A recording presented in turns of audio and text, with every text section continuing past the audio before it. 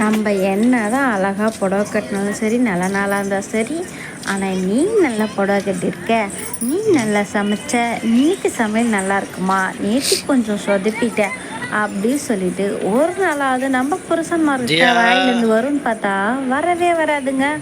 இன்னைக்கு ஃபுல்லாகவே காலையிலேருந்து கல்யாண நாள் ஆச்சுன்னு சாரி புது சாரி எடுத்து கட்டிட்டு எப்படி இருக்குங்க எப்படி இருக்குங்க நானும் 10 வாட்டி கேட்டுட்டு என் புருஷன் வாயிலேருந்து நீ நல்லா இருக்குன்னு சொல்லவே இல்லை. அங்கே வெளில போயிட்டு பார்க்குறவங்க கூட பார்க்குறேன், ஆனால் எங்கள் வீட்டுக்காரங்க அது மாதிரி சொல்ல மாட்டாங்க. என்ன மாதிரி எத்தனை பேர் புலம்புறீங்கன்னு சொல்லுங்கள். நம்ம பார்த்து பார்த்து செய்கிறது, நம்ம சமைக்கும் போது கிச்சன்லேருந்து பார்த்து பார்த்து செய்கிறது யாருக்காக? இன்றைக்கி என் வீட்டுக்காரர் நல்லா நான் செய்கிறத சாப்பிட்டுட்டு நல்லா இருக்குன்னு சொல்லணும், இது சூப்பராக இருக்குன்னு சொல்லணும். இப்படி தான் பார்த்து பார்த்து செய்வோம், பசங்களுக்கும் சரி வீட்டுக்காருக்கும் சரி.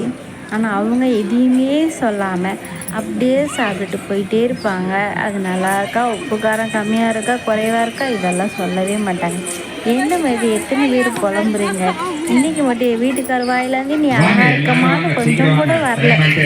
ஆனால் வெளியில் போனால் இது நல்லா இருக்குது அது நல்லா இருக்குதான் சொல்லுவாங்க, நம்மள சொல்ல மாட்டாங்க. என்ன மாதிரி எத்தனை பேர் இருக்கீங்கன்னு சொல்லுங்கள்.